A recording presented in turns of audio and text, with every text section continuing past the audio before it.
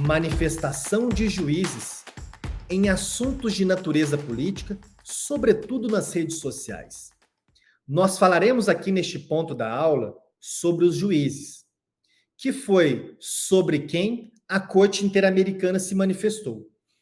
Mas boa parte, se não tudo, o que afirmarmos aqui em relação ao direito de liberdade de expressão dos juízes em matéria política também pode ser aplicado a membros da Defensoria Pública, do Ministério Público, autoridades policiais, entre outros agentes estatais que sofrem algum tipo de restrição legítima, já adianto, em suas manifestações político-partidárias. Pois bem, nós temos aqui uma abordagem de um caso muito importante, julgado pela Corte Interamericana, salvo engano, no ano de 2015, que é o caso López Lone e outros contra Honduras. Neste caso, a Corte Interamericana, dialogando, fazendo menção aos princípios básicos das Nações Unidas relativos à independência judicial e também aos princípios de Bangalore sobre a conduta judicial, a Corte admitiu que a garantia da independência e imparcialidade da magistratura impõe sim algumas limitações para a liberdade de expressão dos juízes sobre assuntos políticos. Temos então uma conclusão parcial sobre esse assunto. A Corte Interamericana, dialogando com documentos de natureza soft law do sistema global, admitiu que faz sentido, é legítimo, é correto, é oportuno limitar um pouco a liberdade de expressão dos juízes em assuntos de natureza política, e isso para assegurar de uma forma mais eficaz a independência e a imparcialidade da magistratura. Podemos aqui imaginar alguns exemplos. Um juiz que fica constantemente publicando nas suas redes sociais críticas aleatórias e mais incisivas a políticos, por exemplo, mais da extrema-direita. E ele faz isso não apenas em assuntos que tangenciam o regime democrático, mas também em assuntos de natureza eminentemente ou substancialmente políticos, que têm sim uma margem para discussão. Ou o exemplo reverso, um juiz que tem uma compreensão mais próxima da direita. Não precisamos nem falar de uma extrema-direita. Um juiz mais liberal na economia, um juiz, enfim, que não se identifica com os valores, as aspirações e também com alguns comportamentos da esquerda.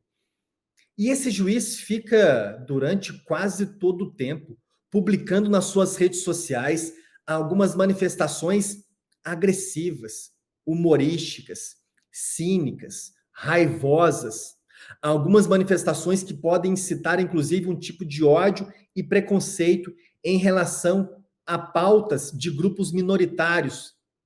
Ambos os juízes, aquele mais à direita e o outro mais à esquerda, eles, de alguma forma, prejudicam a chamada aparência de imparcialidade, que é a imparcialidade objetiva. A imparcialidade subjetiva, vimos isso já na aula anterior, sobre a jurisprudência penal da Corte Interamericana. A imparcialidade subjetiva é aquilo que o juiz sente dentro dele. Não conseguimos entrar dentro da mente de um juiz para identificar se ele, mesmo sendo de direita, julga um político de esquerda com isenção, ou vice-versa. Mas nós temos um controle epistêmico efetivo da aparência de imparcialidade, da imparcialidade objetiva. Se o juiz não dá provas da sua imparcialidade, se o juiz não assegura, por meio das suas manifestações públicas, que ele, mesmo sendo de um espectro político, tem a isenção para julgar pessoas que são do outro espectro político, razoavelmente nós, como observadores externos, estamos sim legitimados a desconfiarmos da sua imparcialidade. Conclusão parcial: os juízes.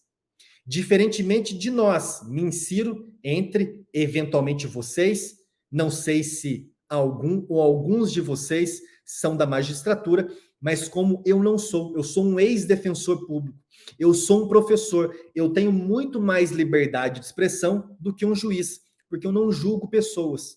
Concordam comigo que faz sentido eu ter mais liberdade de expressão em assuntos de natureza política do que um juiz? Com essa conclusão parcial, vamos avançar para um ponto mais relevante.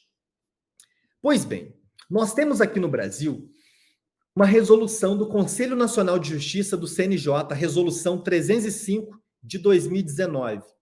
O artigo 4º dessa resolução estabelece assim: constituem condutas vedadas aos magistrados nas redes sociais.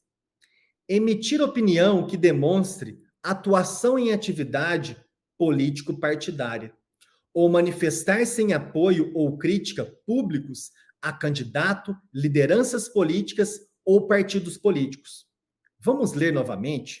Os juízes estão vedados. Eles não podem emitir opinião que demonstre atuação em atividade político-partidária ou manifestar-se em apoio ou crítica públicos a candidato, lideranças políticas ou partidos políticos. O parágrafo 1º do artigo 4º da Resolução 305 de 2019 do CNJ tenta, de alguma forma, estabelecer uma forma de interpretar esse dispositivo com menos rigor.